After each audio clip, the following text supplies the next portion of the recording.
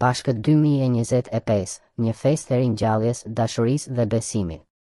Në pranverën e vitit 2025, kur natyra zgjohet me ngjyra dhe shpresë, kremtojmë Pashkët, festën më të shenjtë të krishterimit, që simbolizon fitoren e jetës mbi vdekjen dhe dashurinë e përjetshme të Perëndisë për njerëzimin. Ky vit, 20 prilli, nuk është thjesht një datë kalendarike, por një kthim në thelbin e besimit. Krishti u ringjall. E vërteta që i jep kuptim ekzistencës sonë dhe na fton të kthehemi te dashuria dhe mëshira hyjnore. Një urim i veçantë, gëzim dhe shpresë. Në këtë Pashkë 2025, uroj që çdo zemër të mbushet me paqen e Krishtit të ringjallur. Le të jetë kjo festë një fillim i ri për ju dhe familjen tuaj, një mundësi për të harruar hidhërimet e së kaluarës dhe për të përqafuar premtimet e një të ardhmeje të ndritur. Siç thot shkrimi, ai nuk është këtu, sepse u ringjall. Mateu 28:6. Ky urim nuk është thjesht një traditë, por një kujtesë se Perëndia është gjithmonë me ne, edhe në errësirat më të thella.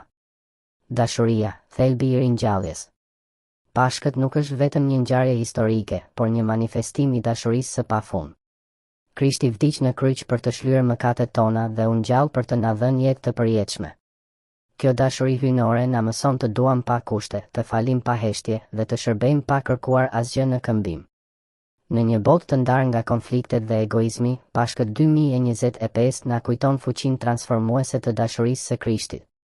Sepse Perëndia e deshi aq shumë botën, sa dha birin e tij të vetëm lindurin, Gjoni 3:16.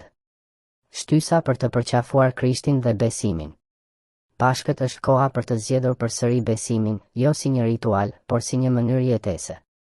Të përqafosh Krishtin do të thotë të pranosh që jeta jote nuk drejtohet nga rastësia, por nga një qëllim hyjnor. Ky vit, le ta shohim besimin jo si një detyrë, por si një marrëdhënie e gjallë me Krijuesin. Si të përqafojmë këtë thirrje? Ktheu tek lutja, gjej kohë për të biseduar me Perëndin, duke i hapur zemrën në çdo gëzim dhe vuajtje. Jeto me mëshirë, shndërroje besimin në vepra, ndihmo të dobëtin, ndaje shpresën me të dëshpëruarin. Bashkohu me komunitetin, festo Pashkët në kishë, në familje ose me miq, duke kujtuar se jemi pjesë e një trupi të vetëm në Krisht. Fal dhe lirohu, asnjë ngarkesë e së kaluarës nuk është më e rëndë se hiri i Krishtit. Një festë për të gjithë. Pashkët 2025 të jetë një kthim në rënjet e shpirtërore. Le të mos e kufizojmë festën në vezë dhe darka, por ta mbushim me kuptimin e saj të vërtetë. Krishti i gjallë na thërret të ecim në dritën e tij. Pavarësisht nga sfidat e botës, besimi na mbetet ankorimi më i sigurt. U ringjall me të vërtetë. Me dashuri dhe shpresë, ju urojmë një Pashkë të bekuar 2025. Le ta përqafojmë këtë festë jo vetëm me fjalë, por me zemra të hapura ndaj hirit të Perëndisë. Krishti është në mesin ton, sot, nesër dhe përjetë.